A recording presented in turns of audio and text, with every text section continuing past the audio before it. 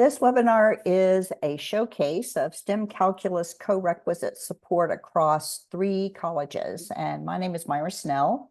I'm a professor of mathematics at Los Medanos College and a co-founder of the California Acceleration Project. Today's presenters are Professors Lisa Morales and Paula Young from Mount San Antonio College, Professor Kelly Spoon from San Diego Mesa, and Professor Doug Yege from Chaffey College. All the presenters have at least 2 semesters of experience teaching a Calc 1 course with co-requisite support. I want to give a few quick logistical notes before I hand things over.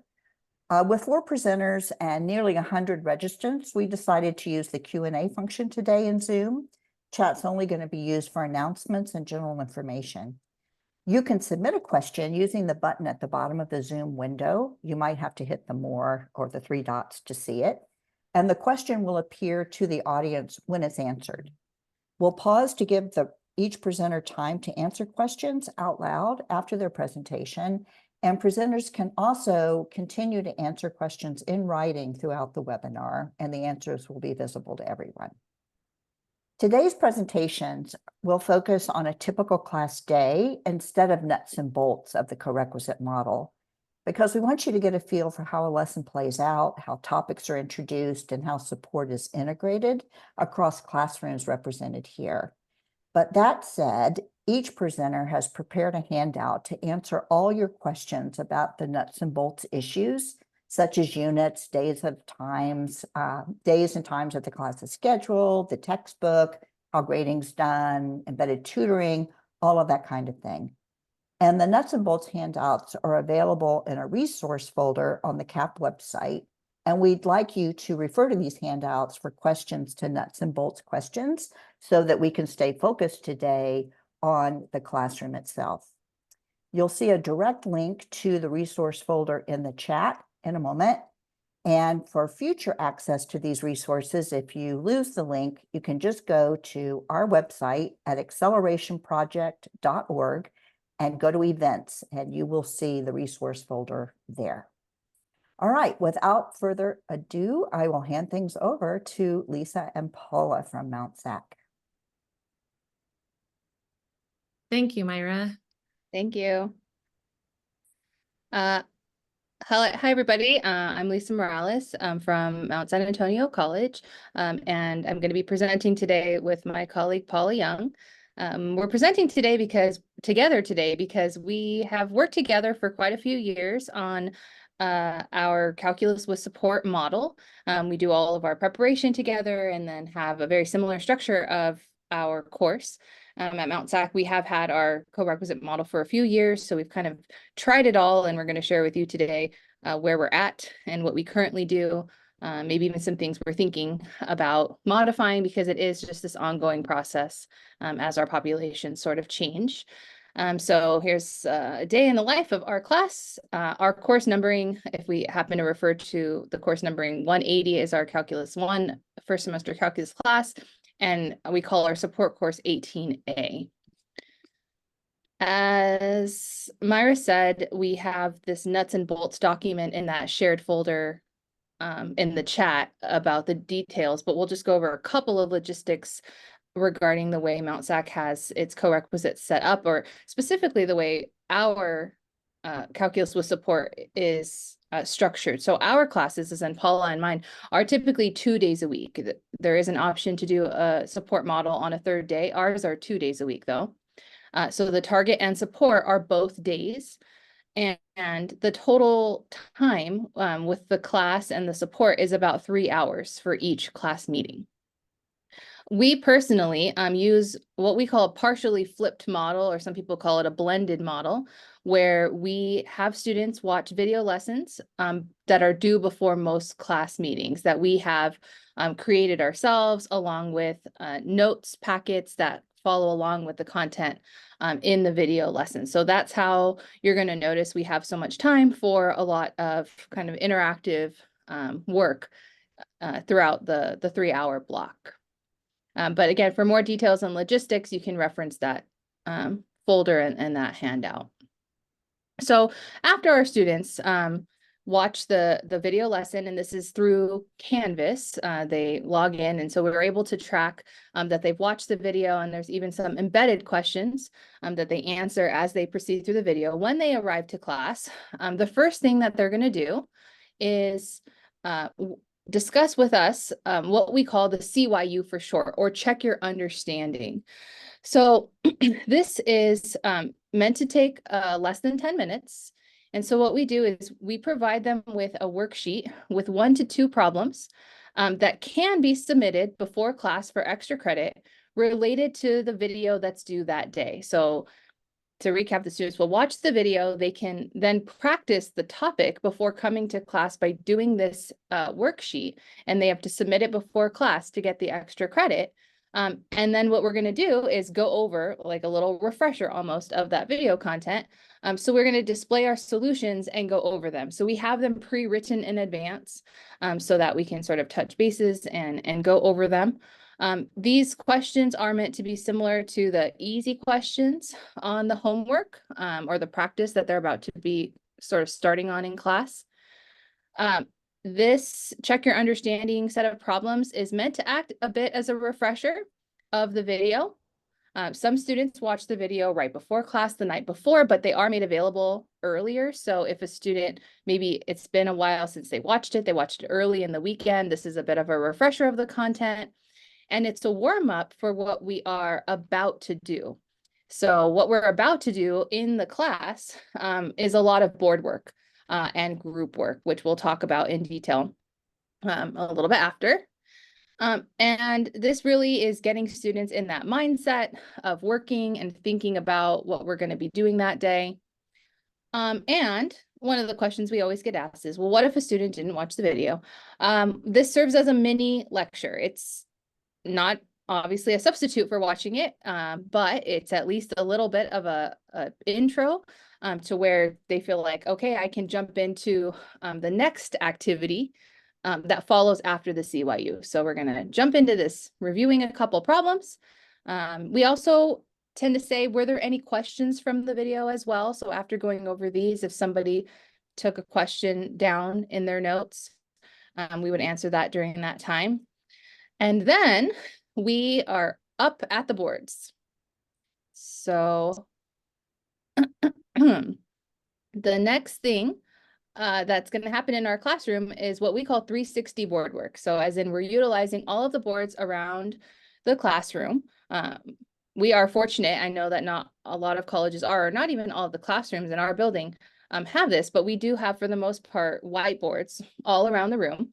And so we get all of the students up at the boards all at the same time. So this activity is intended to take 15 to 20 minutes, depending on the topic. It could be a little longer. But what we do is we get students into random groups of 3. So we have different ways that we've done this. We can use a playing cards deck, take 3 of each card. So leave 1 of each suit out and scramble them up and pass them down the row. So every day they're working with a different group of 3 people. And so we get them in these random groups of 3, and then we send them to the board to work on a predetermined set of problems. So I have a document for each topic. I have 3 to 4 problems usually that are similar to the video, the check your understanding, and the homework or the practice that they're about to do in a few minutes. So they're going to go to the board in these groups of 3. What I do is I have the problems at the board on the ledge already. So they get in their groups, they go to the board, the problems are right there on a little slip of paper. So they get off their feet, they're active, they're interactive with each other. If you are familiar with building thinking classrooms, you'll know that doing this, creating these random groups of 3, and then giving students a chance to work on the fancy way of saying whiteboard, a board that is a non-permanent surface, like a whiteboard where they can erase it, it just makes them feel a lot more comfortable making mistakes because they're easily corrected. It reduces kind of that threshold for error, that feel a little bit embarrassed about it because they're working with others, So it's great. It has been a very positive experience to have students go to the board. Because we do roughly 3 problems, and it's 3 people in a group, the pen or the whiteboard marker is moved from person to person. So we lay out the clear set of instructions that after each problem, we want the pen to move. So they are talking because maybe the person holding the pen might not know how to do the problem. So someone else is, explaining how to do the next step. So they're all having a chance to be both the writer and then a speaker or an observer for those problems. So this is, again, something we do every day. And because we do it every day, the process moves a little bit quicker once they, know how, oh yeah, we're going to get into the groups of 3 and go to the board. It's not something that takes a long time once they get into this like habit or routine of getting it done. So that's the first part of our class. And then I'm going to go ahead now and turn it over to Paula to explain the second part. So just an anecdote I wanted to share before I start talking about group work. I am teaching second semester calculus this semester, and I have about 10 of students who were in Lisa's class, or maybe 12 last semester. So they're very used to the structure of our class because we do both classes very similar. And so this semester, when I said, okay, we're getting up to the group or up to the boards and do group or do board work, and some of our students were like, yes. So I was like, okay, well, they're used to it, so that's good. After the board work is finished, we have our students sit down, and we do take a minute to talk about the problems up at the board. So they're usually still on the boards when our students sit down. And so this gives us a good chance to walk around and make some observations. If a group did a problem in a different way than another group, then we can point, oh, look, they did 2 different strategies. They both came to the right answer, or if there is a mistake on one of them, or just maybe incorrect notation or something like that, it gives us a chance to point those out. So that's very beneficial, a very beneficial time for them to kind of see, oh, whoops, I forgot the prime in my f prime, or I forgot the ddx in front of my function or my expression that I wanted to take the derivative of, or whatever it is. So it does give them a chance to make those observations. And it is kind of interesting, after a while you'll see the students will make the observations on their own. Like they'll sit down and go, oh, look, oh, they did it differently, or look at what that group did, or oh, they forgot their plus C at the end of the integral, or and even when they're up at the board, because we don't let them sit down during the board work. So if your group is done, you just kind of have to stand there and wait. And so they'll start looking at the other groups, and they'll say, oh, you guys forgot this, or, and they'll help each other out, which is a really interesting dynamic to see when you have a class that's doing that. So it's really cool. So once they're done with their board work, we have them sit down in their seats. Now, I personally don't have assigned seats in my class, but they can sit kind of where they were. Usually, as you guys all know, right, students tend to sit in the same seat every time, even if it's not an assigned seat. So they usually have like what I'll call like their home group, which are the people that sit around them. And that's very different possibly than the group that they're at the board with, which is a random group of 3. So that the random groups of 3 kind of provides them a way of getting to know other people in the class, not necessarily just their home group that they sit with. So then they transition into group work time. So they sit in their groups that they sit in usually, and we usually do 4. So we just move 4 desks. They kind of face each other, and they sit in their groups and they do their assignment. So we have the students use what we call ask 3 then me strategy. So that's where they ask each of the members of their group if they're struggling on something. Usually they're working together on the problem, but just sometimes certain members will work a little bit faster than others. So we'll say, ask the other people in your group first. And then if you guys, none of you know how to do it, then you can ask us. So it gets them to rely more on their classmates rather than on us. During this time, we are very active. So we don't usually sit down, walk around, and we're helping each group out and helping them to kind of find the answer on their own. Sometimes we have to, maybe we'll point out maybe where they went wrong. We try not to just tell them what to do. So this is kind of a time for us to give them suggestions, or to say things like, if they have a wrong answer, maybe say, explain to me how you got there, so that we can, maybe then they'll catch their mistake. So that's kind of nice. This is also a good time to help students with prerequisite content. So when we do find students who are confused about how to graph something, or how to deal with a trig function, or something like that, then this would be where we would be able to have more of that one-on-one time, where we could go up to a student or a small group. There might be like, 5 students in the class who are like, oh, I don't get this. And so then over on the board on, one part of the room, I'll be like, okay, I'm going to talk about this here. If you're struggling with that, then you may want to direct your attention towards the board on the side here, because I'm going to talk about how did we get from here to there, or how do we get from the graph to this, or, whatever it may be. And there is often an amazing dynamic, as I stated here, that those who know, the students who know what they're doing, are actually being strengthened, because they're the ones helping out the weaker students. And as we all know, when you can teach something to someone, you tend to know it better, right? So they're kind of getting that chance to teach someone else, or to help someone else out in their class, and that tends to make them a stronger student in the long run. And oftentimes, like I said, either me or another student will go, oh, you're stuck on that? Let me explain it to you. I'll just do it on the board. Let's just go to the board and talk about it. So it's kind of interesting to see when that happens. So that's what we have. What happens next is we do this group work time. And then after that, we'll do, usually this happens a little bit more than halfway through the class. And that will be where we ask, or we do an in-class practice. So this is one of the ways we do a formative assessment. This is, usually we do this as a Canvas quiz, and it can be 2 to 5 questions or multiple choice.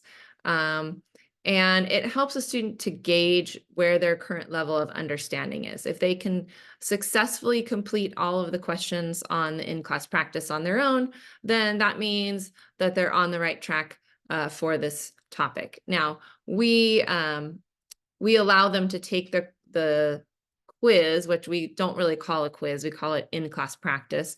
They're allowed to retake that as many times as possible. This in-class practice is part of their co-requisite grade. So we just kind of say, if you had trouble accessing, maybe their phone wasn't working that day or whatever, or if you just take it and you miss some questions, you can retake it as many times as you want. And a lot of students are, actually, I don't know if I should say a lot of students, but some students do go back and retake those maybe right before the exam, so that they can, kind of refresh and make sure they have a good understanding of those concepts. So this is a way, and then we talk about it. So usually we, like it says in the bullet here, we usually give these right before a break. So we'll give them like 5 minutes to do that, and then a 10-minute break. So oftentimes if the students are quick, they'll get it done maybe, and they'll still have an 11-minute break rather than a 10-minute break. Whereas some of the students who maybe need a little more time, they're spending part of their break working on this, if they want, obviously, and finishing that off.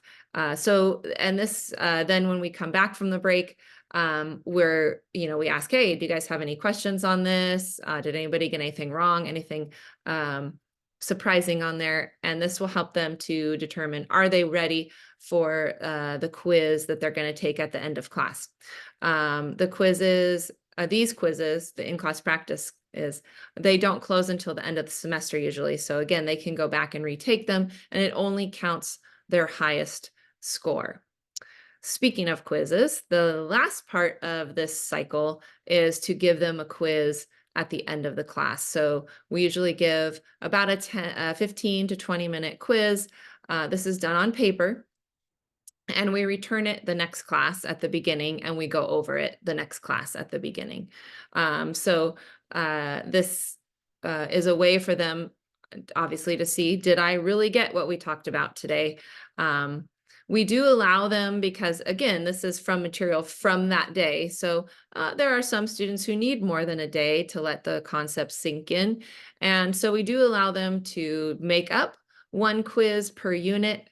We're kind of playing around with different ideas because this is something that we're trying new this semester, is to allow them to make up a quiz by taking a take-home quiz and then submitting a video where they explain how to solve the problems of the original quiz. So that's one idea we had. Another idea might be to, when they take an exam on the topic, say, well, maybe you didn't get it on the day we took the quiz, but if you understand it by the exam, then I'll go ahead and replace some or all or a portion of your daily quizzes with the percentage you earned on the test. Because yes, you didn't understand it the day I discussed it, but you do understand it on the day that we're taking the exam. So we'll go ahead and replace that low quiz score with how you performed on the exam. This acts as another formative assessment, and it also encourages attendance and class engagement, because they know, oh, if I just zone out during board work and during classwork or group work, then I'm not going to do very well on the quiz today. So I need to stay focused, and I need to just really work on this stuff during class so that I can do well on that quiz. All right, that was the last slide of kind of our class structure. Some of the things that we didn't talk about in there is that we do have what's called a partially flipped classroom. So with our co-requisite, and so oftentimes in the middle somewhere, we'll have to do some additional lecture or discussion on a different topic. There's not enough time where we can just do this one cycle each day. There are some days where we have to squeeze in another topic on that same day. So that is something to keep in mind as you're planning your course. All right, I have not been looking at the question and answer. I don't know if Lisa has had a chance to look at those. I think, Paula, that Max, one of the registrants, pointed out that the Q&A function's not working, and I think I know how I screwed that up. So if you have a question, just put it into the chat, so that the chat should be working, and the Q&A function is turned off, and I'm not able to turn that on. Unless one of the panelists knows how to turn that on. I wasn't able to turn it on once the webinar starts. Just said I could change it so it was open to all participants. I don't know if it actually worked, but I tried. Okay, let's try it. Can someone who is not a panelist see if they can submit? Oh, there it's on. Oh, Awesome. Kelly, man. Good job. All right. The nice thing about submitting questions through the Q&A instead of the chat is that it's easier for us to keep track of them. They don't get lost in all of these people's comments in chat. So Kelly saved the day, as she often has in my knowing her. If you could use the Q&A now to enter questions. Right now, we don't have any questions, Paula, but I have a question. That what you just described, I wondered if you could just very quickly go through the pieces again, so we know sort of the details about what's involved in each piece. But tell us maybe like how you would use the 360 board work is different from the group work. Is it do you do different kinds of problems during that time, or is there a purpose for having students then sit down instead of being up at the board? Just talk to us a little bit about why you have both of those features. Well, that's a great question, Myra. So the 360 board work is sort of obviously not permanent, right? So we felt that it would be nice also to have some work on paper that they could refer back to if they're struggling with the concept, and kind of to solidify their understanding a little bit more on that way as well. I see. I'll So it's just jump almost, in. it's Oh, like sorry. notes. Yeah. It's like they then have a written record of something to take with them, sort of a notes substitute. Lisa? I was just going to jump in and add that in the past, we did not do 360 board work. That's been an addition in the last year or so. What we did instead was just right after the check your understanding little recap. We just said, get in your groups and start working on problems. And what we noticed is it would take them a long time to get started. So, I'd walk around and, people are just on number 1 or number 2 after 20, 30 minutes, like kind of what's going on. And I think it is that hesitation to, I don't want to mess up. And, but when we send them to the board, as soon as they sit down, they jump in. Like, so they're actually getting more problems done because I feel like they've kind of faced that initial struggle on the board where they feel a little bit more comfortable with that struggle. And so they're actually getting kind of more individual practice when they get back to their desks. Great. All right, we have a few questions. One is, to what extent does your course provide opportunities for students to connect calculus concepts to their personal, academic, or professional interests? Do you sort of focus on applications or connections? Personal, academic, and professional interests. That is a great question. I don't, Probably not as much as we would like. I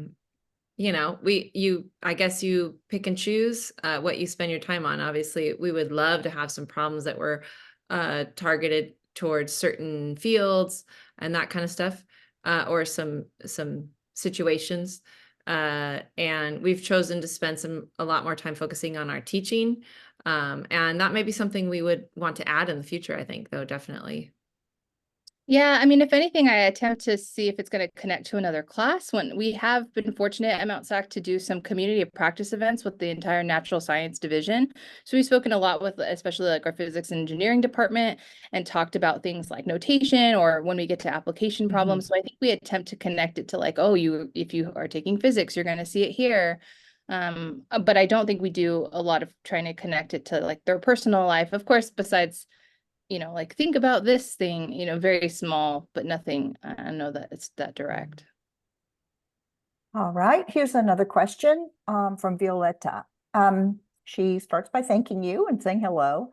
She wants to know how long are the videos and whether the 3 introductory problems, I guess the ones that are done as part of the check your understanding at the beginning of class, are they based on the videos? Are they the same ones with changed numbers, or are they a little bit different? So the videos are, they vary in length. I would say the shortest video is 20 minutes and the longest is about an hour.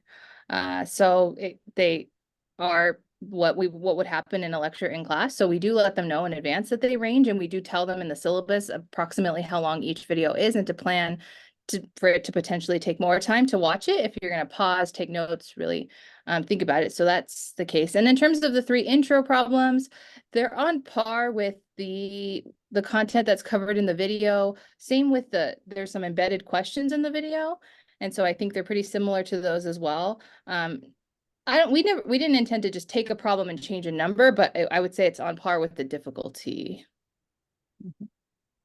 You have one request about sharing some of the videos that you asked students to watch before class. Sure. Yeah. So do you want to maybe send me a link or 2 and I could put them in the resource folder? Sure. All right. Sure.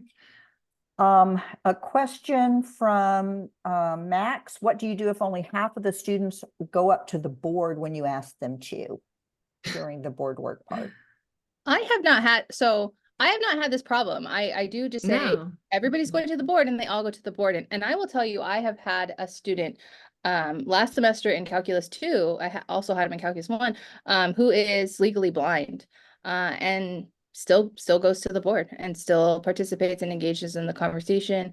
I think they're eager to go to the board, honestly. I mean, I'm sure that there are some that are not, and maybe there's some that might just in other classes remain seated even, but I haven't had that problem. They all get up and go to the board. Yeah, I haven't had that problem either. I just say, I pass out the papers and I say, go to your numbers, and I haven't had anybody say no. I think there is some aspect to this being the board work, not being like you're supposed to be demonstrating something you already know. It is about learning in progress, right? So I think it really takes off the stress of, it's not a presentation, right? It's a get up there and try some things, erase it if it doesn't work, talk with other people, figure it out. So there might be Yeah. something too, when I've seen people use the 360 whiteboards, Mhm. that you can make it very low stakes and very, much about the learning. I also think, oh, sorry. I also think that since everybody's going to the board, it's not like they're the only one at the board, and they're in a group of 3. It takes a lot of that stress off. If everybody was sitting down and they were the only one at the board, I could see how that would be a different situation. Okay. I think we're now ready to transition to Kelly and have her share her screen. And Paula and Lisa, I noticed that there's still some questions for you to answer in writing. Not a problem. Okay, great.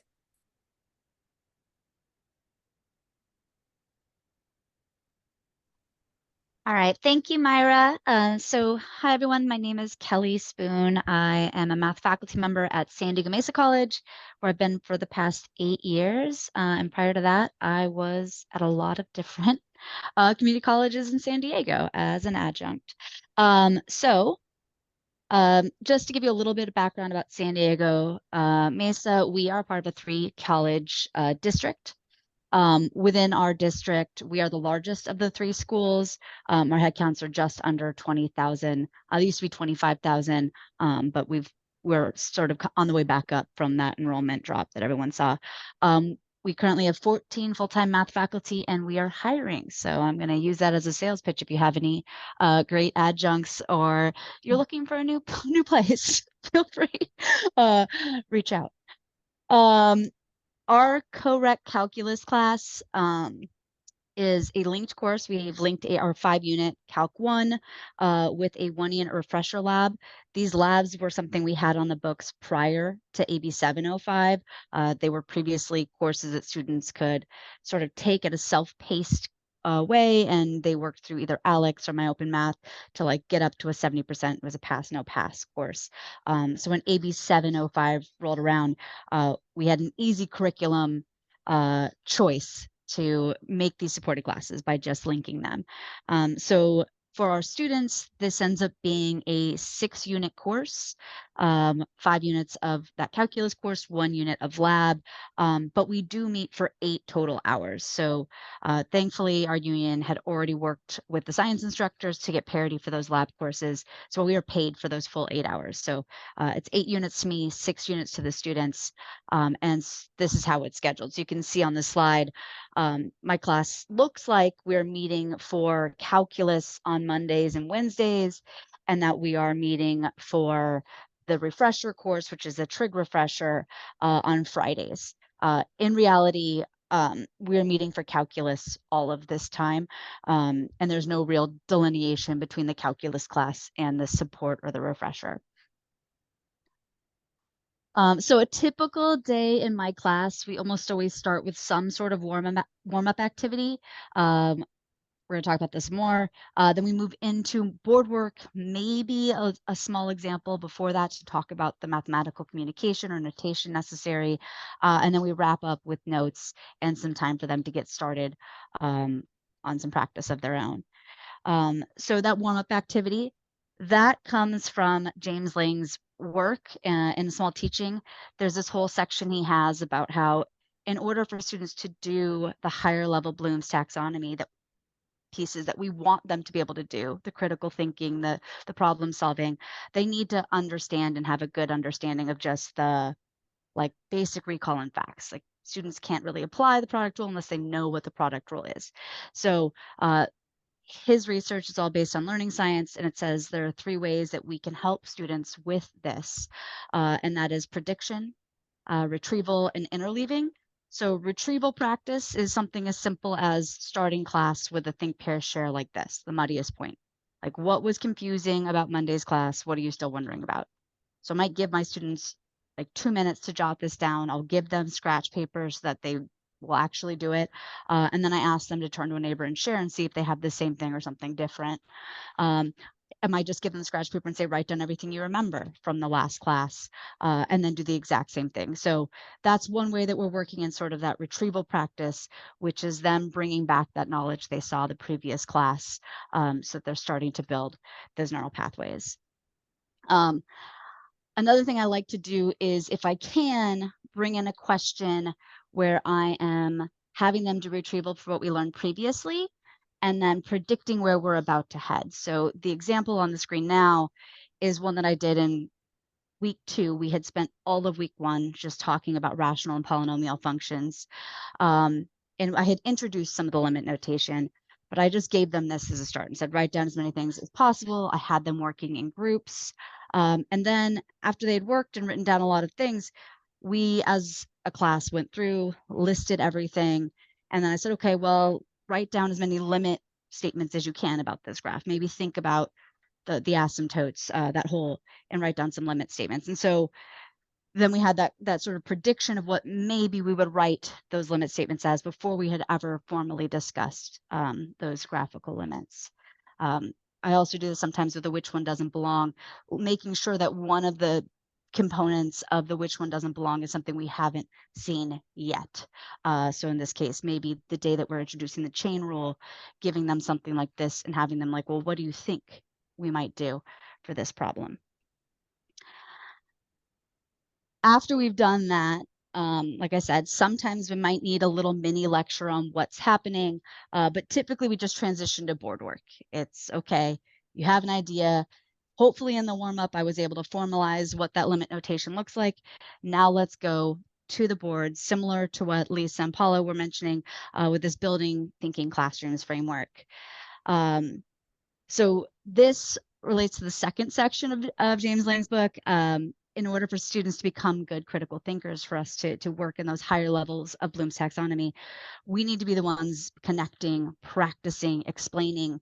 And I think even my most, lecture-based colleagues, I've heard them talking to students in office hours and explaining to students, no, you need to go practice. You need like go find the problem and explain it to a friend, explain it to your dog, do something. Like this is the best way to learn. But they're not making time for it in their class, even though they know how important it is. And I think it's really important that we make time because in my mind, the best thing I can do as an instructor is provide feedback, right? Students can practice and explain all they want, but if there's something off in their practicing, they're just going to build bad habits. I think in his book, James actually brings up the idea of him being a skier. He's like, I could go down and ski all I want, and I might get incrementally better, but doing that like a run with an instructor with me who could actually critique how I was doing this really gave me more feedback than doing the same thing over and over. So yes, building thinking classrooms. One thing I think that you have to do if you're going to do something like this is lean in and trust the students. I don't need to show them everything. That's the critical thinking. I want them to realize that doing math is them having an approach that they might use if they don't know what to do, right? Math is not about solving problems you've already seen before. It's about solving new problems. And I was going to use this to also talk a little bit about Max's question that's still in the Q&A about like, what if only half the students go? So I'm similar to Paul and Lisa. I typically see every student going to the boards as soon as it happens. I do occasionally get a student or two who decides that they want to sit there because usually it's a student who wants their perfect notes. And I don't fight it. I sort of let them, they usually will at least go sit in a chair over by their group and contribute still to their group. Just they're not standing there. They want their notes with every example possible. So as Lisa and Paula mentioned, the vertical non-permanent surfaces are a big part. This is that part that allows me to give that feedback to students because at a glance, I can look around the room and see which student is maybe headed down the wrong path or has a communication error that I can quickly resolve. They're also great for that rough draft thinking, as they mentioned. I am not lucky enough to have rooms that have whiteboards around the walls, so I have invested and bought these little white books, which are portable little whiteboards, and just use painter's tape. They're still going strong 3 semesters later, so they're pretty good. And then, as Lisa and Paul mentioned, there's also the visibly randomized groups. So my students know every day, you can see they have name tents at their desks. I want them to know everyone in the class. Their names are on both sides.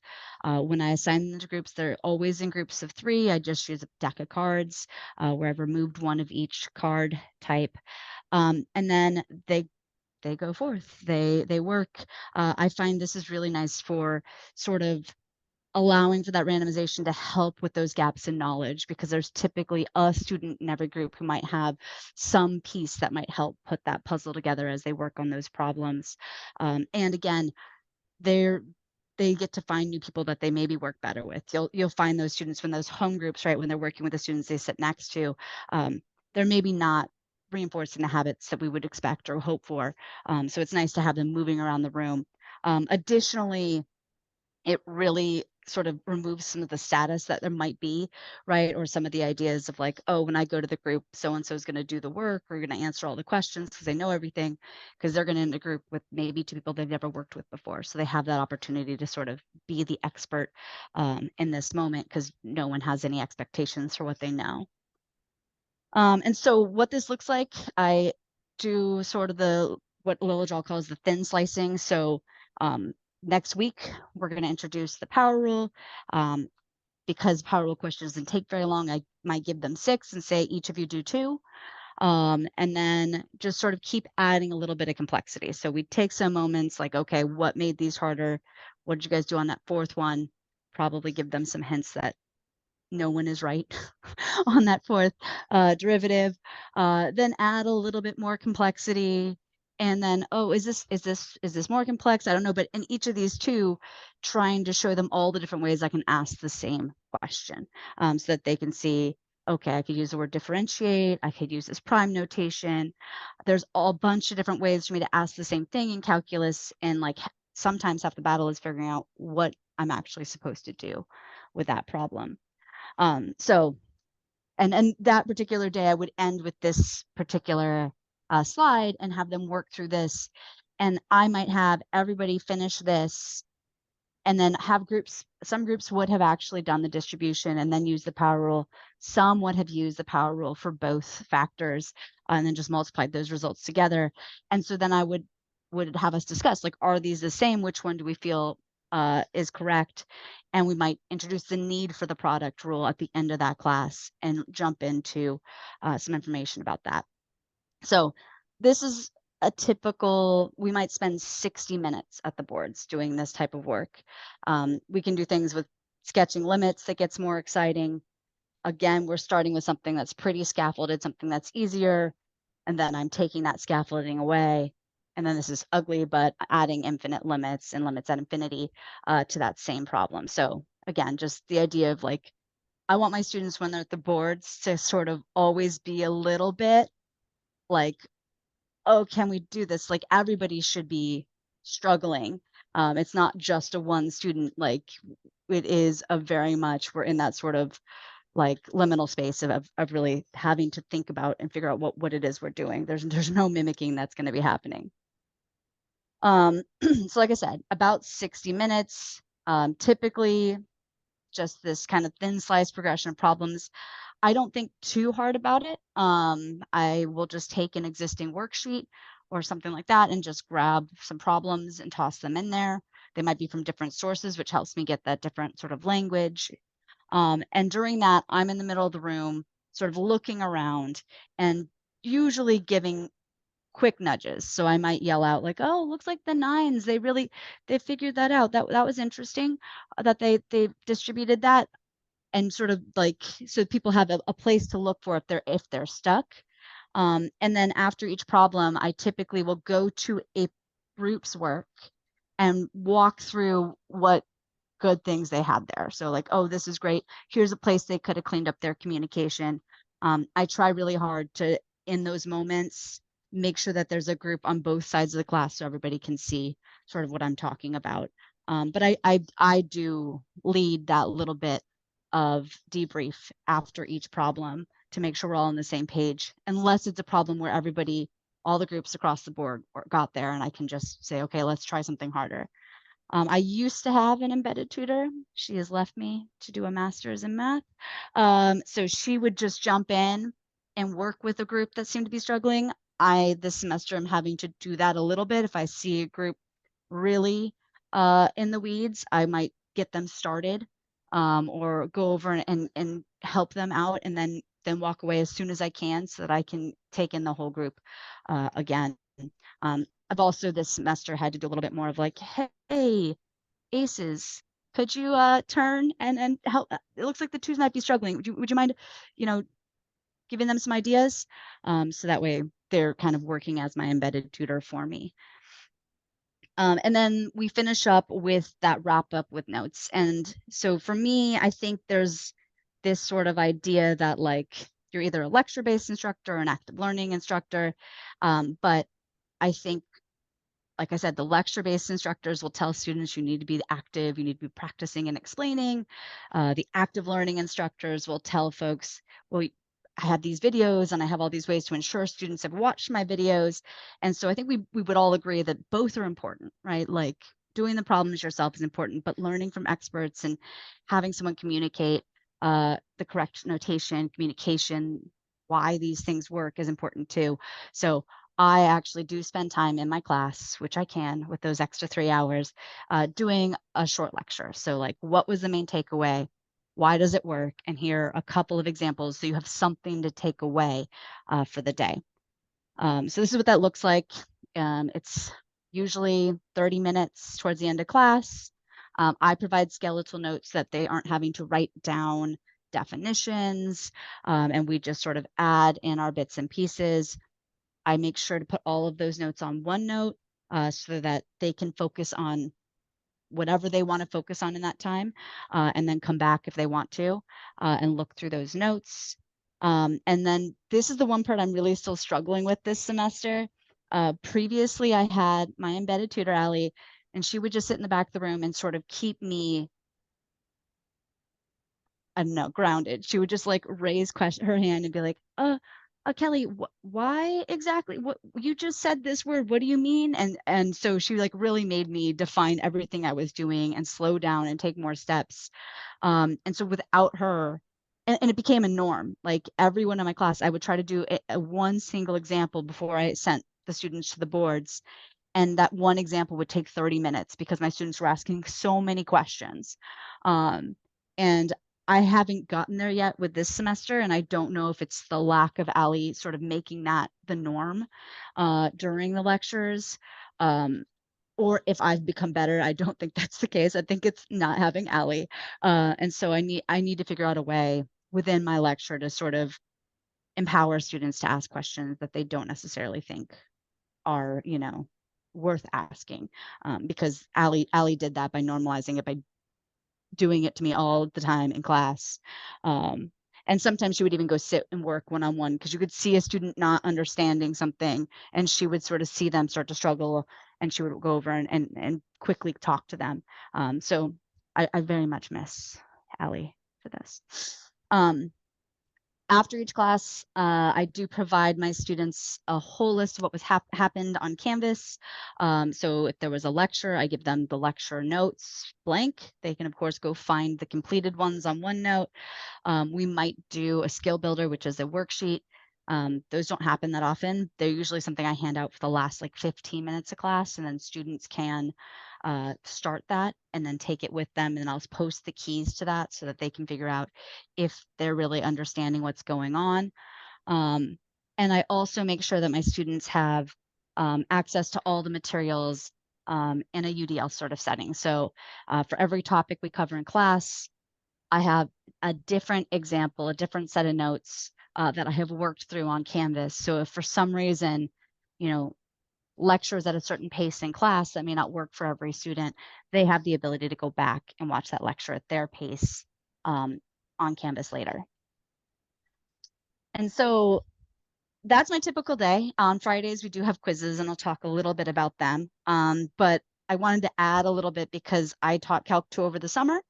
And now that I've done this for a full year of teaching the supported Calc, these are 3 of my students who were in my first ever supported calculus class in the STEM Center working on their Calc 2. And they showed up every day to my class and then walked over to the STEM Center together after saying hi to me and telling me what they had learned in Calc 2. And they were not all successful. And this is fine.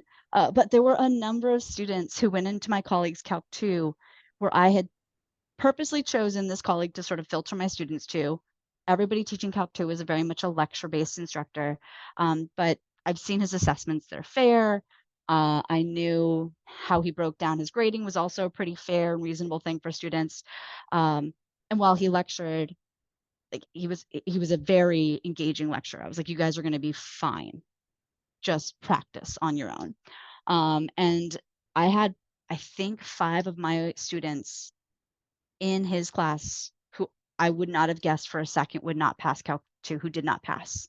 And they came back and took Calc 2 with me in the summer and did exactly how I would have expected them to do. They were great Calc 2 students. So I asked them, like, what could I have done?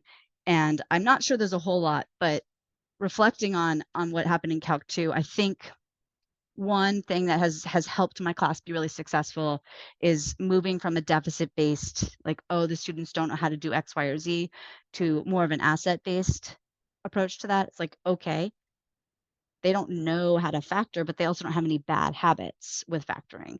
They have not memorized a bunch of stuff without conceptual understanding. I can kind of come in and make sure they have that conceptual understanding that's going to help them in other ways that we rewrite expressions. The other thing, which I think is probably bigger, is recognizing that understanding calculus and understanding algebra, yeah, there's a lot of overlap, but students can show you a lot of calculus understanding with having really weak algebra skills. It is quite possible. And then they can figure out the algebra as they go. But I just think many things that I see, it's sort of like if students can't do the steps 2 through 7 after they do the calculus piece, then they're sort of just discounted in a traditional classroom. So part of that has been about grading for understanding. So in my class, grades are based on hopefully mostly understanding. So they have exams, portfolios, quizzes, and take-home quizzes. 70% of that are what I would call, or AMATIC would call, controlled assessments. And that means that these are things that students are doing in front of me, individually, no notes, and that's those in-class quizzes and exams. And 30% are like the take-home quizzes where they can go get support, and the portfolios where they can get support. But for all of these, I'm grading them based on the student showing me understanding and not when it happens. So they can do a reassessment to show me that they understand something. Maybe they didn't get it in week 1, try again in week 2, try again in week 3, which for those students, especially that are struggling with the algebra piece, I'm able to have that moment and talk to them and give them feedback of like, okay, here's what you didn't understand in the algebra. Go practice. Here's some support materials. And then there's a heck of a lot of scaffolding. So I am making sure my students have practiced in ways where they have a lot of support in the board work, to like less support in a skill builder. And same thing even in the assessments. You have a take-home quiz, then you have an in-class quiz, and you have an exam. So they're constantly getting feedback on whether or not they understand the material, which in my colleagues' classes wasn't necessarily the case, right? They just took their exam, and that was the first time they had really gotten feedback. Or they might have the take-home quiz and an exam, and there wasn't that little intermediate step of like, no, but like, can you do it by yourself in class? And then I am almost out of time, so I did throw this in there because I was excited about it. I have tried really hard to write better exams. I don't know if that's true, but really trying to separate skills whenever possible. So that way a student can show me, okay, I've memorized all the basic derivatives. Now can you apply the derivatives, right? These are separate skills. And I don't want to have to, like, it makes my grading easier to have them sort of separate. But it also allows students to like not stress about like, well, I'm not 100% sure on this. Now I'm going to get the rest of the problem wrong, or potentially make the problem much more difficult or much more easy than it was intended to be. So in like a Calc 2 setting, I had them just show me you understand all the different partial fraction decomposition, ways we could rewrite our integrals, and what the resulting answers would be. And then I had them do the partial fraction decomposition in a separate question. So that's it. I'll leave the student feedback up, and I will see if there are any questions. I see there's a general one, but Kelly, mile a before minute. we jump into the general question, I want to go back to this question that was asked earlier about instructors being worried that students aren't going to get up and do the board work. And I wondered if you could talk a little bit about, because when I listened to your presentation, it sounds like students are asked to grapple with a lot of things, and then they have sort of a mini lecture, guided notes kind of experience at the end. And I'm imagining that a student who hasn't experienced this before would feel like it's backwards. Like, don't we usually have a lecture and then we do the practice? So I wondered if you could just say a few words about the first class period or first week, about how you get, if there are things that you do to get students oriented to this new way of experience math instruction. I think I'm mostly I just do this from the start. So they're sort of used to it. And as I walk around, I'm like, yeah, you guys are doing it. Like, you don't need me to say more. So I don't think I have to do a whole lot to buy it. Like, the very first day they're at the boards, and we just start with like, graph this equation for a line and tell me 5 things about the line. And then we like move on to one that's in point slope form, and we just keep adding a little bit of complexity, but it's things that they know. And so it just becomes a norm. You can see in this picture, I went back because Nixon, who is one of my students who made it through that Calc 2 class, you can see he didn't go to the boards that day. I didn't bother him. I didn't ask why. I just let Nixon be Nixon and sit there. Didn't care. And so I think part of it is just normalizing it from the very beginning. I think if you start this later on, it doesn't become quite as normal. I do think that having the notes after sort of lets them know, like, okay, even if I'm lost at the board, she's going to tell me stuff later. If I'm one of those students that didn't feel like that was as productive. But I don't think many of my students feel like it's not time well spent. So one question before we move to Doug, and we just have a few minutes because I want to give him his full 25. There was a question about if we have open access calculus, which I know some of you have been teaching in, being nervous about trig, like students who might not have seen trig before, and how you're handling the integration of trig into your co-requisite design. I know that's a big question, and we've done some webinars in CAP that are posted under our publications on our website on backwards design and integrating pre-calculus skills. But I wonder if you had a few statements you wanted to make about handling trig and the worry about students with no trig.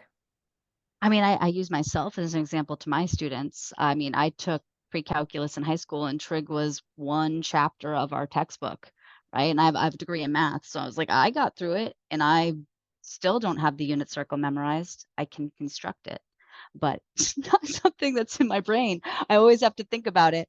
So I think for me, it's the fact that you can get through all of this with a weaker trig knowledge, right? And so that is the one piece that I do find I have to intentionally review, though. I do have to set aside, right, before we're going to see trig next week, I'm going to have to set aside time to be like, all right, let's make sure I'm going to create an activity with, the unit circle, the special triangles, and the graphs of sine and cosine, and have students sort of recognize those patterns. But I have to actually have these like 15-minute like trig moments occasionally, so that we're kind of all on the same page in terms of certain things that are related to trig.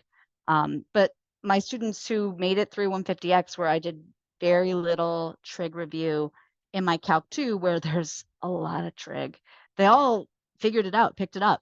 Like I did not review much trig in Calc 2 because it was a summer class, and they did swimmingly.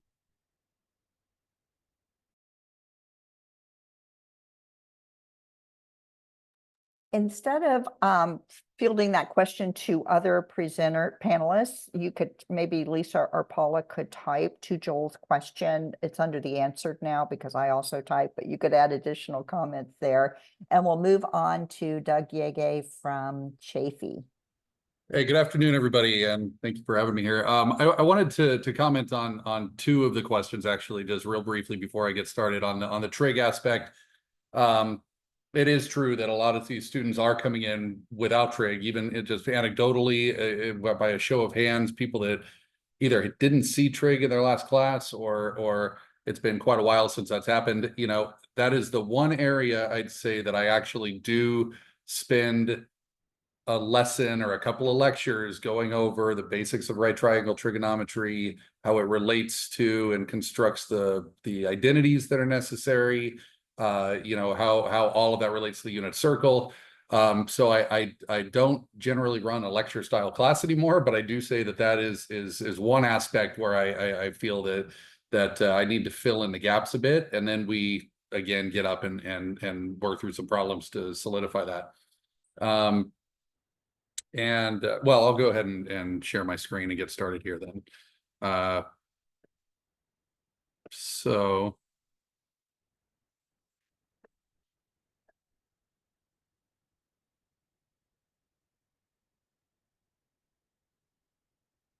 all right, should have had this prepped. All right, so first of all, I'll just talk about the basic schedule of the class. I teach primarily I'm teaching 14-week short-term classes. Our regular semester is a 17-week semester with an extra week for finals. I teach 14-week. The classes meet for 2.5 hours with an additional hour of support either before or after. Chafee years ago tried support courses to begin with for a few different courses, pre-calculus, college algebra, and they were unlinked. So they were taught generally by a different instructor than the parent class, and it was a nightmare. Students were placed into these courses. An instructor might have a student from 10 different instructors that were pacing in 10 different ways. We realized real quickly that doesn't work, and so we ended up linking them directly through registration. And the nice part about that is that I could seamlessly work in and integrate those prior skills as necessary. We are currently working on, you know, in a community of practice that I'm going to talk about in a few minutes here. We're currently working on building activities for these support topics. Mount SAC with Paula and Leitz are so far ahead of where we're at when it comes to the support material, because they've got a full handbook, which is phenomenal. But you know, we're kind of working on that as we speak. I have my whole course through Canvas. It's a ZTC course, so I don't require a textbook. Everything is free. All the materials and resources and assignments are provided in Canvas. Generally at home, the students will watch a lesson video that is anywhere from 8 minutes to, I dare say, about 25 minutes, but that's very rare for it to be that much. I mean, generally it hovers around the 15 to 20 minute mark, I would guess. The reason I use Play Pause It, it's you know, something that you can embed in Canvas, is because it prevents students from fast forwarding and skipping, which when I was just providing video links for students to watch through YouTube, I was recognizing that students weren't watching them. So I actually do give credit for them watching it. It gives me also the ability to work in interactions through Play Pause It, stop the video for a second while they respond to something about the video, just check for understanding. And sometimes the videos don't have too many interactions or any at all, and it's just got one interaction at the very end that says, I verify that I have watched this video. And by clicking that, they immediately get credit through Canvas. They're expected to watch a Play Pause It video on the lesson that we're going to be discussing on the next topic, but also working through a problem set on My Open Math. It's a free online program similar to my Math Lab or you know, Alex or something like that. I've created all of the problem sets for each of the topics on that, and so they work through there. The reason why I transitioned away from paper work, even though, of course, as mathematicians, we recognize the value in working out a problem from start to finish on your own. And I still encourage them to have a notebook where they're keeping track of all of those problems. But this gives immediate feedback. So they can, you know, be doing a problem, type in what they think the limit is. It says it's incorrect. They can now watch a linked video. I always pick the questions in My Open Math that has a linked video that has a similar problem where they can work through that and then try it again and see if they get it right. I don't mark anything late at all until the day of the exam on that content. So they're able to go back in at any time and make it 100%. I mean, that's the goal. The goal is obviously to learn and to do the, you know, do the problems until they learn. In class, as the others have been mentioning, the students are at the boards doing collaborative work in groups of 3, doing a gallery walk where they basically will all work on the same problem, or different, every so often I'll have some different problems throughout the room. But generally they'll work on one. I'll give them 2-3 minutes to work on it. Once I see everybody's got to a certain point, then I just say, everybody shift to the right. And now they are going to analyze the work at the next board. They're going to make little comments. They're going to put smiley faces and checks and whatever they need to do to show whether or not the students ever needed to make any corrections. Scavenger hunt is another thing that I do by putting up problems throughout the room that has a problem along with an answer from another problem. So once they work out their particular problem, they go find the answer elsewhere, and then they work on the next problem and so on. It just gets the students moving around. You know, I just to comment again on students not getting up or refusing to get up.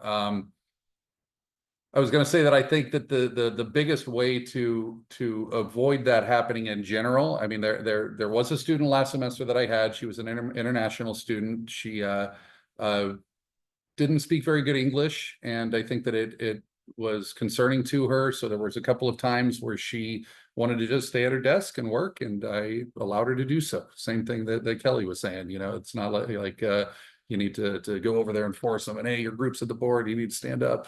But and some people every so often just have an off day where they just want to work on their own.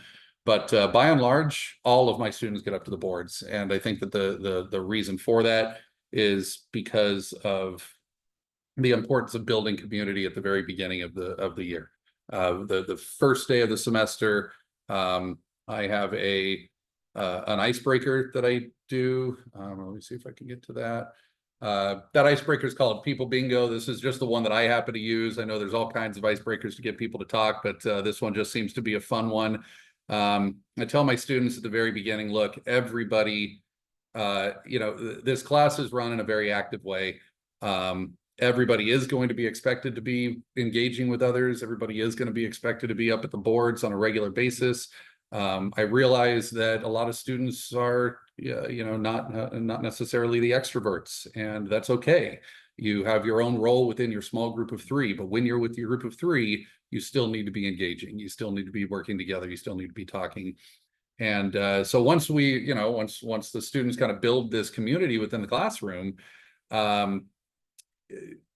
they just don't generally have a problem getting up to the boards. You know, it's always great too when you have that community in the classroom where you walk in, you know, a couple minutes before start of class, and you see everybody in there, and they're not just sitting there silent on their phones anymore, right? They're laughing, they're talking, it's loud, they're working on problems, and I'm not even there to ask them to do so, because because at this point they're friends. It's kind of, I tell them, we're going to be this family unit for 14 weeks, so get used to it. So anyhow, this People Bingo, they get this page that basically is a little bingo board that has all kinds of little statements like, I have gone skydiving, I can do a magic trick, I have broken a bone. You know, it's all of these different things where they walk around the room, introduce themselves, they ask somebody if they can fill in any of the squares, they write their name, it gets them to meet new people, to remember names, you know, and the whole point is to get as many bingos as you can. It's really, the whole point is just to have 20 minutes of walking around the room and engaging. So I'm gonna tell you that I think that this is absolutely the single most important aspect of building of having a successful active classroom, is building community on day 1, day 2. Okay. So in addition to, you know, some of the activities on the board that we do, my colleagues and I have created some Desmos activities. Students generally work in pairs at their desks on either iPads that we provide for them that we were able to get through our PSR, or their own devices. A lot of people bring their laptops or tablets with them. And it just gives students an opportunity to really investigate topics in a different way, rather than just doing problems. You know, they can see visuals. They're scaffolded through problems to where it helps them to go one step at a time. You know, pause the activity, which the students hate. It's kind of funny to hear all the groans when I hit pause up on the teacher desk. What are we doing? And I could restrict it to certain screens, and I could give a little example if we have a little time, but I can show you a couple of those activities that we do.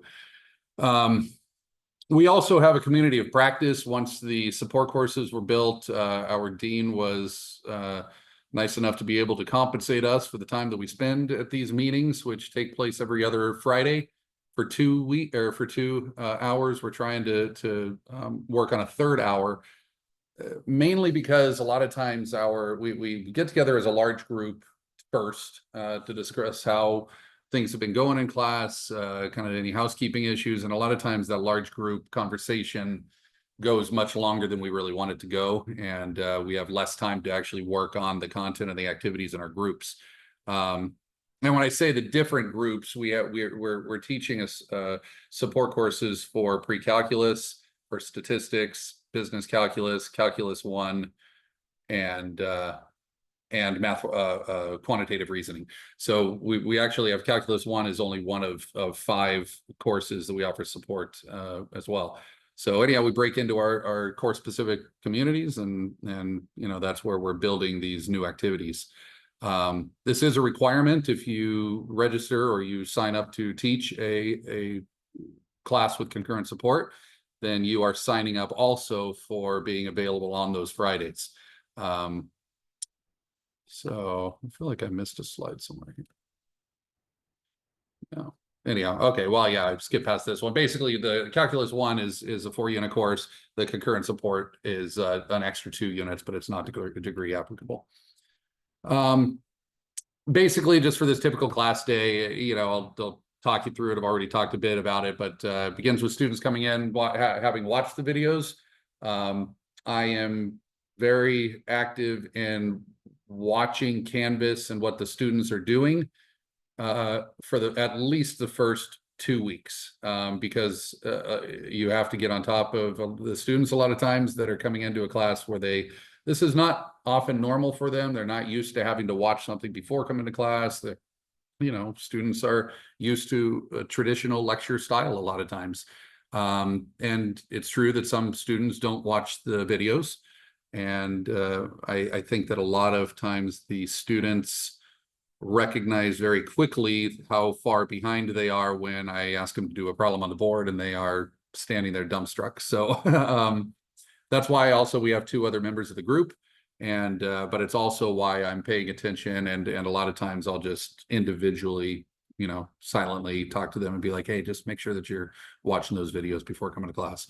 At the beginning, I discuss any issues that they would have had on the My Open Math problem sets. Mainly what I'll do is I'll go into My Open Math and I'll see which ones students missed most often. And those are the ones that I'll start class with. I will sometimes give a brief 10-minute recap of what they should have watched in the videos before I say disperse, and everybody heads up to the boards, and it's a beautiful thing. It's a nice vibrant buzz in the classroom, and we do have chalkboards still, which a couple of my co-hosts here have ragged on me for, but I love the chalk. I love the color chalk. Everybody gets their own rags, and we give problems. So during that time, they all work in groups of 3. Generally the same problem, but the nice part about it is I can walk around and because it's the same problem, I can see either very common mistakes. I can also see some very interesting things that some students are doing.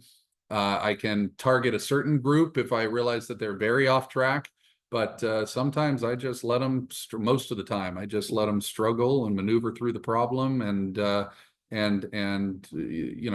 talk to other groups that are right next to them. And hey, what are you doing on this step right here? And if I recognize after a couple of minutes that the majority of the class is not starting the problems correctly, that's when I'll just pause everything for a minute. Okay, please put your chalks down, and I'll do a brief little problem related to that, or maybe I'll finish that problem and give them another one that they can then work start to finish on. A lot of times, most of the time, once everybody's finished their problems, not everybody is correct. So that's why I'll call attention to certain aspects of various groups' problems. basically what we're looking at is what could they have done better? What could they have done differently? And I make sure to really talk to the class too. And I say, don't take this personally when I walk over to your board, right? I mean, we're all learning from, each other's mistakes. And so a lot of times I see a mistake and I'm like, guys, check this one out. This is a really good mistake. So what do you think, what do you think we could have done differently here? Right. And because we learn so much, not from getting problems right, but from getting problems wrong and troubleshooting and knowing that something's wrong and being able to put ourselves back on track. Right. So that's pretty common. Depending on the topic, students need support with their algebra skills or trig skills. A lot of times we've already, well, in our community of practice, we've already come up with kind of a list of particular algebra and trig topics that are necessary for each of the individual kind of topics that we talk about, product rule, the fundamental theorem, whatever it might be. And so I already know ahead of time what types of algebra content I want to build into the support part of the class. And that's when we just started the 14-week course this last week. And so just this week, we were talking about finding limits analytically and working through conjugates and simplifying complex fractions. And you can't really do that if you don't know properties of radicals. And you can't really do that if you don't know operations with fractions. So that's where we start. We just start with basic fractions and think about how this works, how simplifying complex fractions works with numbers. And then we throw in functions, and then we throw on a limit, right? And it's just a natural progression. So a lot of times I will give a brief lesson on that support content before we jump into some of those problems, but we generally have planned on what we're going over before the day begins here. I talked about the icebreaker, but heck, we're back to the slide. I'm going to talk about it again because it's the community that built in a classroom that is so integral to its success. And I wanted to show a couple of slides about student perceptions. I have a document, just a form, a Google form that I asked students, what is mathematics? And they put in their one-word answers. And this is the first day, and it's depressing and it's sad, difficult, stressful, complicated, elaborate, whatever, hard, cancer. It's pretty awful. I mean, these students are coming in with a lot of preconceived notions about mathematics, and then you do it again on the last day, and all of a sudden, their complete demeanor has changed, right? And I think that it's because they're not just expected to sit in class and write down notes and regurgitate information. They're actually engaging with others. They're actually learning math collaboratively, right? And they don't feel embarrassed about the fact that they don't know something, right? I think it was Kelly that mentioned it early, where they were when they're working at their desk. Oh no, it was Lisa that was when they're working at their desks. And sometimes they're, 20 minutes later, they're still on number one just because they're timid about getting something wrong. But when you've got a board in front of you where you can make a mistake and you can erase it immediately and write something else in its place, it's a low stakes environment where they can feel comfortable making mistakes and look at the difference in their perceptions. So these were just, again, a couple of, I give a question on the final exam as well. And these are just a few of the, responses from the most helpful part of the class. And you can see from students that it's board work, right? The board work required, the requirement to work with others, the most helpful part of the class. Asking questions, getting put into groups, learning as a group, unlike a typical lecture, right? Students are thirsting for this. They just oftentimes don't realize it yet because they haven't had the experience of being in an active classroom. And personally, and I'm sure with the other instructors that have already presented, I will never go back to the way I began teaching calculus 20 years ago. Where it was sit there, I'm going to lecture because I'm the most amazing lecturer that there is, and you write notes, and then I'm going to impart the knowledge on you. Right. And it just doesn't work. Right. So that's where we're at. So figured I would spend a minute here going over just basically looking at my Canvas shell. I I still use the section numbers from OpenStax because that's what I was using prior, and it's an easy way to organize. But essentially, each of these brains here are the play pause it videos that they have to watch. The Desmos activities are hidden until class, and then I open those up for them to be able to access. So they have to watch the videos. For instance, you could see that on September 10th, next week, continuity and intermediate value theorem videos they're supposed to watch. But by the 12th, they don't need to have that done until the 12th after we do that in class. So that's kind of the structure.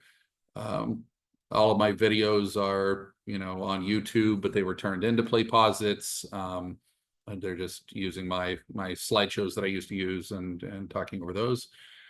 And, just basically just an example of,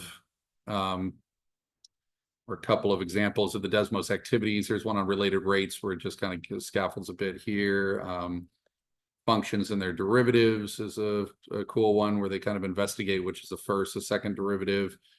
There's a really fun one here, a polygraph on continuity. So the cool thing about this is students are able to basically, it's like if you remember that game, Guess Who, where you ask questions and you try to figure out who the culprit was. Well, it's kind of like that. They ask questions to another group on the iPad, yes or no questions, and they're trying to figure out which function is which. So they have to say, is there a discontinuity? Is there a jump on the graph? Are there any vertical asymptotes? And it just gets them to understand functions a little bit better. So I know we're low on time. I see a bunch of stuff coming in chat, so figure I'll stop here and see if there's anything in the Q&A that I can answer.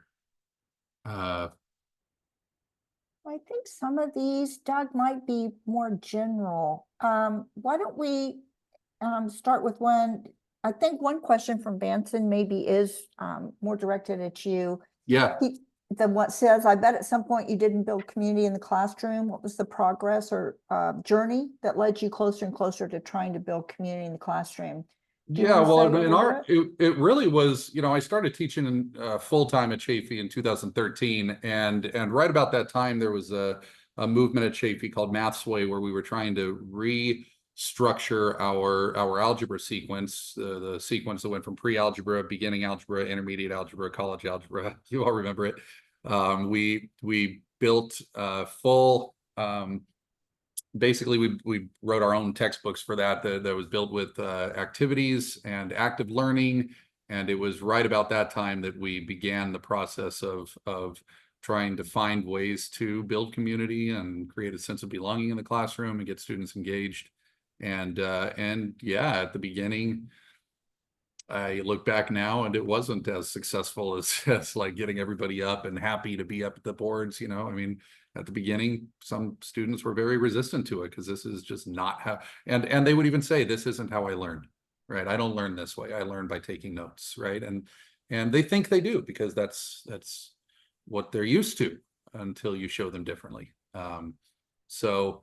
So you don't have to do it all at once, but I think that if it's difficult to teach a course for 5-6 weeks and then say, okay, now we're going to go ahead and start building this community to where we all talk together.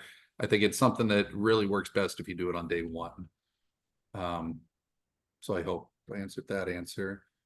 So Doug, I wondered if I could just amplify something that you said earlier, and I think Kelly said it too, is that I think a lot of times before the 360 board work and the vertical non-permanent services research came out, a lot of us did group work where students were sitting in these groups at a table working on something, and it was difficult, right? You were running around trying to make sure everybody was getting it. It was you had to work really hard to bring closure to make sure everyone had learned what they were supposed to learn in their group interaction. But I think these vertical non-permanent surfaces, and I really encourage folks to, even if you don't want to read the book, Peter Lillenjall, who did the research around that, has a lot of very short interviews where he talks about the research showing that if you get students up to work on problems at the board, community happens. And it happens because it is safer. They are up there all working together on something. They can see what each other are doing instead of trying to, crane their neck to look at what someone's written on paper. They can erase it if they don't like it. And then Doug has sort of added to that everyone move a step to the right and make comments on what you see. So there is something about the vertical non-permanent surfaces that has actually been demonstrated in the research that students are more likely to engage, they're more likely to stay engaged, they're more likely to attempt hard problems. All of that is connected to getting them standing up and doing things on a vertical surface that they can erase. So anyway, I just wanted to emphasize that I think for me in my own journey, that has been a crucial piece of moving beyond the difficulties of group work when they're sitting at a table together. Yeah, I completely agree with all of that. And I would also say that having students up at the vertical surfaces as opposed to individual paperwork at their tables is way easier for us, because now we can just stand in the middle of the classroom, scan around and see what everybody's doing at one time instead of looking at one student's paper, and my eyes are getting worse and it's harder to even see what they're doing in their little papers and not know what somebody else at the back of the room is doing. It just makes it so much easier to be able to do a quick scan. So we are about out of time. There have been several questions about requests for resources. So I'm just going to ask the panelists. I know that Lisa and Paula have previously shared with me their pre-calculus topics sheet that they cover in their co-requisite course. I think you've also done a table that shows how those topics are integrated with the calculus topics. And I wondered if maybe you want to share that as a resource in the resource folder. It would, I think, answer Vanson's question about when you cover what. Yes. In terms of the calculus. And then I think, Doug, there were questions for you about sharing some of the Desmos. Yes. So anything that you see that you would like to share, I can upload into the resource folder. Yeah, and folks can have access there. Yes, I can provide a link to my Desmos activities that you're free to use. There was a question that I wanted to answer really quick about Mom, my open math. The videos are not my videos. I only pick, so when you are searching for problems, let's say I'm looking for problems on the intermediate value theorem, I can type in intermediate value theorem. And I organize it by videos and by closed caption videos so that it's all accessible. And so I only pick problems, and there's a plethora of problems on there. I only pick problems that have a closed caption video attached to it, but they are not mine. And yes, we're revising, or we're fixing and finalizing that document with the linked topics next community practice next week. So after that, I can definitely get that to you. Oh, that'd be excellent. All right, so we are out of time. I want to thank our panelists again for just the generosity and sharing your experiences. I want to plug a few things. We have more events coming up connected to teaching calculus in the AB 1705 era that are running this month and the beginning of next. And we have an in-person event that Paula and Lisa are hosting in January, focusing on alternative forms of grading and assessment in calculus. All of those you can sign up for under the events link on the accelerationproject.org. You might also want to check out Kelly's amazing blog. She did this blog as she was teaching the calculus with Coreq for only the second time. So it is full of good tips and lessons learned from teaching, including her syllabus, which was really wonderful. So I encourage you to check that out. So thank you again to our panelists, and thank you for coming today. We hope to see you next week as we talk about standard-based grading with faculty from Hartnell and CSU Monterey Bay. Thanks, everyone.